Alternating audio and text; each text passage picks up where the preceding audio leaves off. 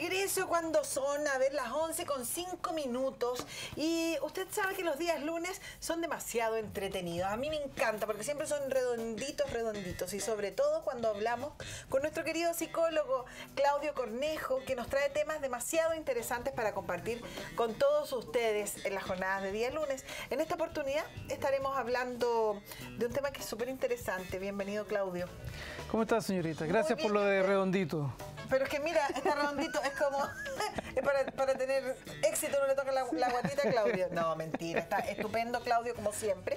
Y lo que sí, el tema de hoy día me interesa muchísimo y yo creo que usted también. Lo habíamos anunciado al inicio de nuestro programa, en donde las redes sociales, lo que se escribe en las redes sociales, lo que se escribe en internet, ¿cierto? A veces no hay criterio, a veces llega y se lanza, por lo que tú ves de una persona exteriormente, llegas y opinas, no sabes realmente cómo es la persona y hablas igual. Entonces es un tema súper interesante y que tiene un nombre, esperamos decirlo correctamente, que se llama efecto Dunning-Kruger, ¿ya? Y ahí está para que nosotros lo conversemos hoy día. Así que, Claudito, empecemos en relación a este tema. ¿Cómo parte todo este estudio relacionado en relación al Dunning-Kruger?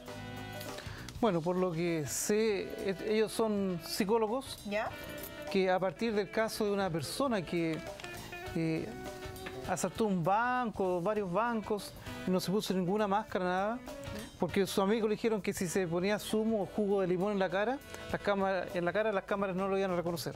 Y él creyó esa historia. Entonces él partió feliz la vida porque las cámaras no lo grababan, y obviamente lo grabaron.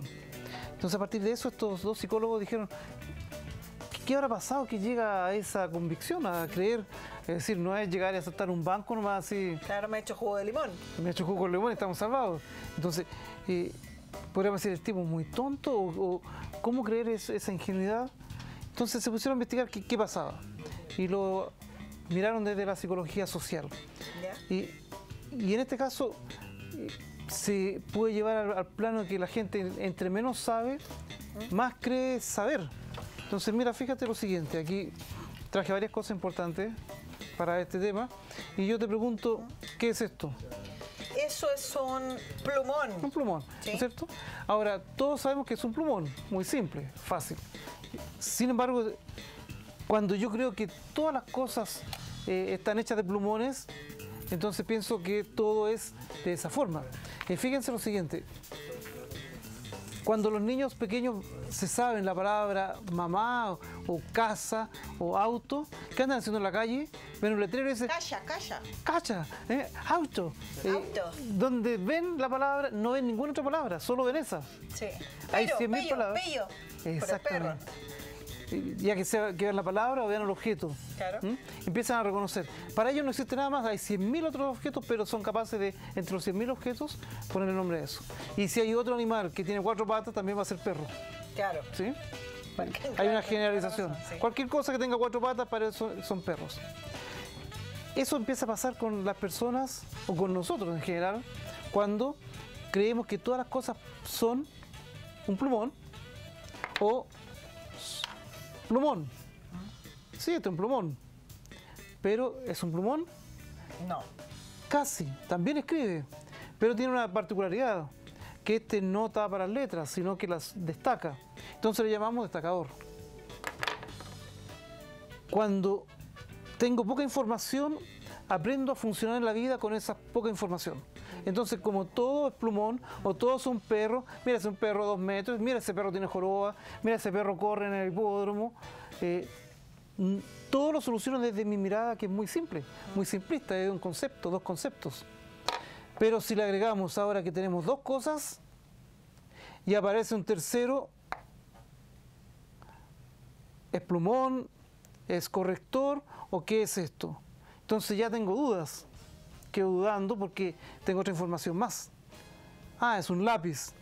Entonces cuando me muestran otro objeto, un cuarto, y digo, sí, es un lápiz, porque sé lo que son lápices y sé que no es un plumón ni un destacador.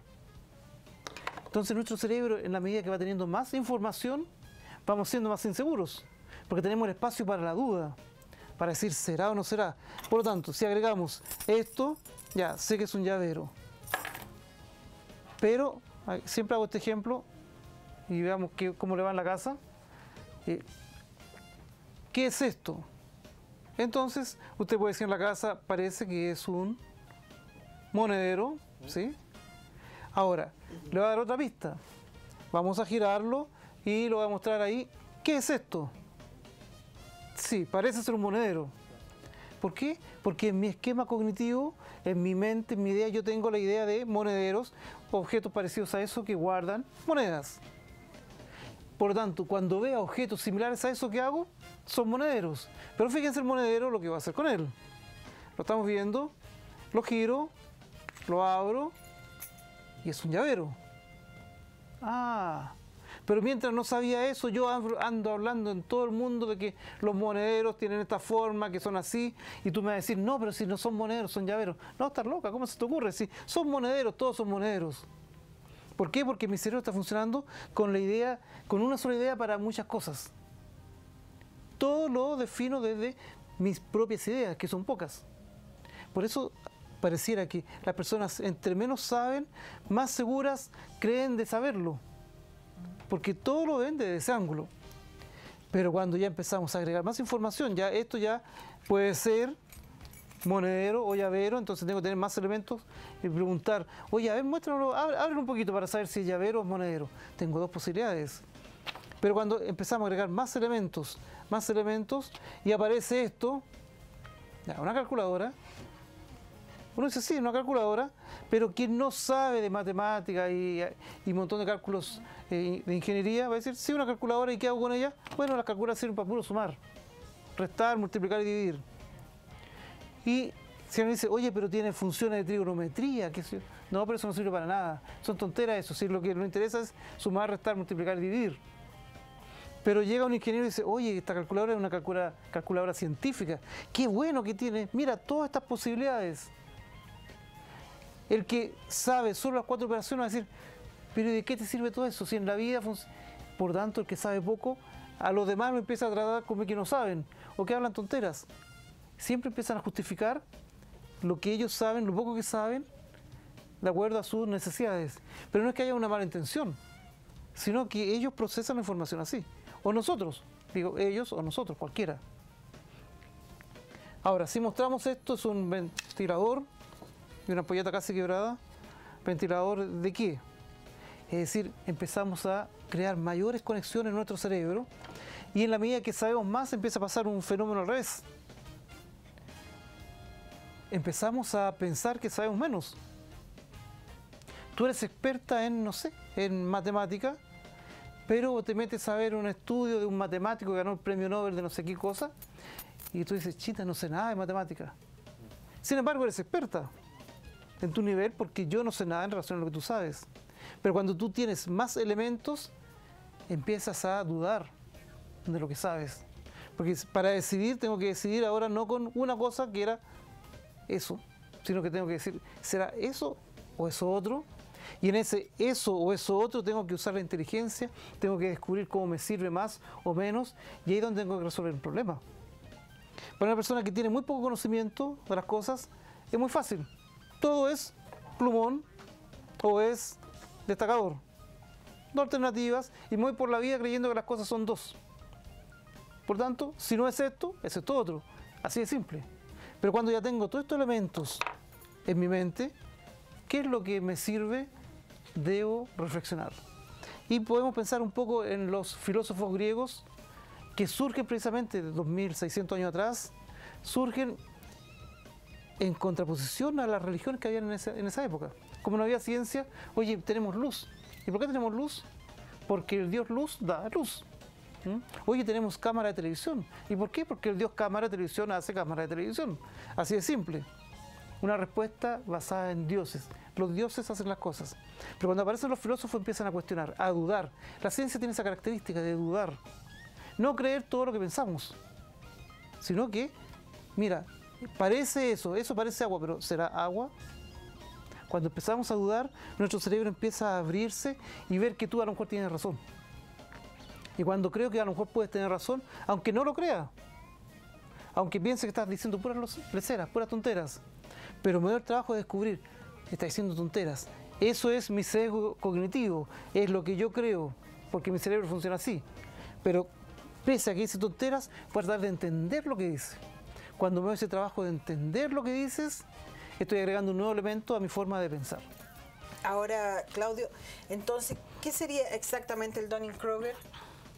Es creer el sesgo cognitivo que decía. Es creer que las cosas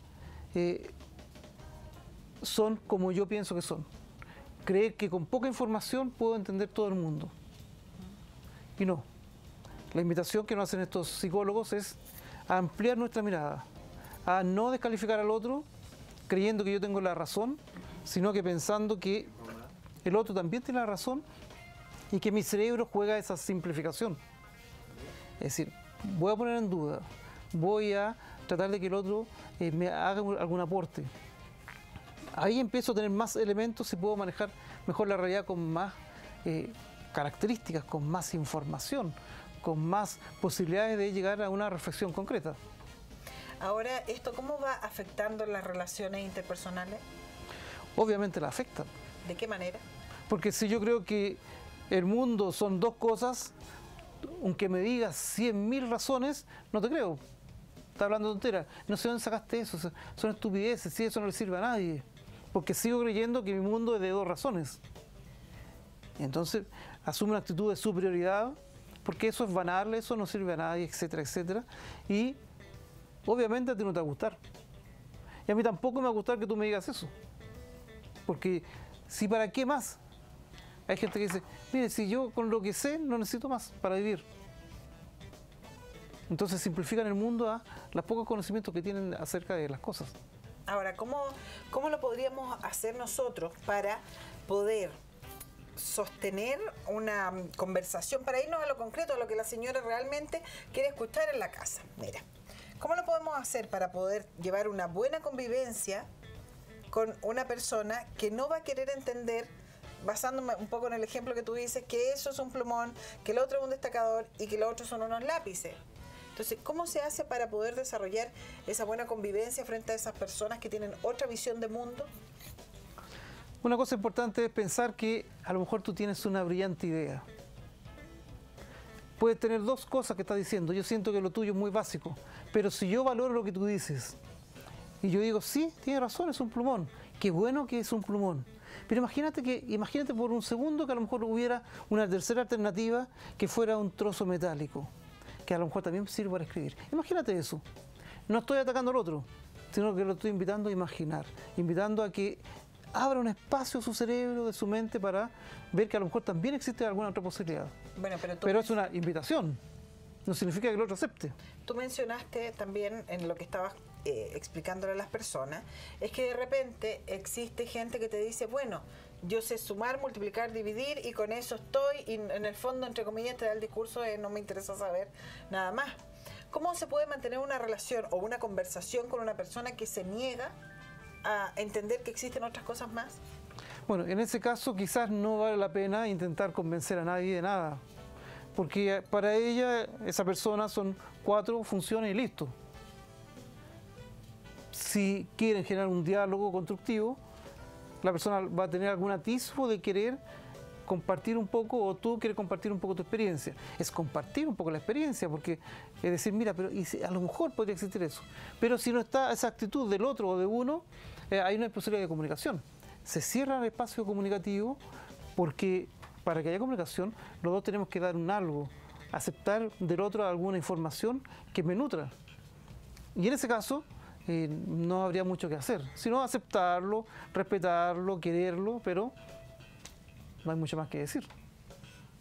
O sea, en el fondo hay que tratar de trabajar un poco también la aceptación de las otras personas, ¿o no? De acuerdo a su realidad, porque de acuerdo a esa realidad es que las personas actúan.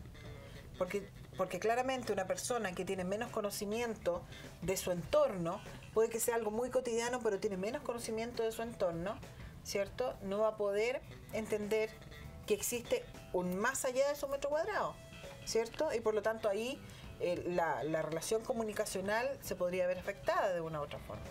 Así es, tienes toda la razón. Por eso es importante quizás los que trabajamos educando, papá, mamá, hermanos, si nos pasa a todos, a nosotros también nos pasa, es cómo estar atento a lo mejor puede tener razón. Y si estoy tratando de convencer a otro de que es importante lo que quiero plantear, pensar que el otro también tiene razón e invitarlo a abrirse a esa posibilidad. Invitarlo.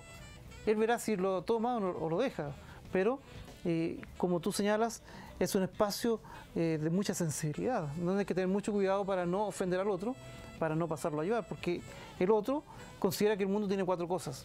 Yo considero que tiene 100, pero llega otro que considera que tiene 1000. Entonces tengo que abrirme al otro que plantea que son 900 alternativas más de las que yo creo. Y eso va a doler, porque creo que sé mucho de repente y sé poco. O creo que sé poco y a lo mejor sé mucho. Ahora, claramente, yo creo que en la actualidad nos estamos enfrentando cada día más que el conocimiento está como a la vuelta del dedo, más que a la vuelta de la esquina. ¿Por qué? Porque uno ingresa a los teléfonos, inmediatamente si tienen una duda dice, ya, ¿qué significa esto? Pum, y lo buscas. Bueno, ¿y qué pasaría si lo buscas? ¿Quiero una receta de algo? Lo buscas. Entonces, a partir de eso, ¿se pueden ver también afectada nuestra manera de convivencia? Ya que tenemos a la vuelta del teléfono el poder encontrar de repente información que antes era más oculta para nosotros mismos. Buen ejemplo ese que pones.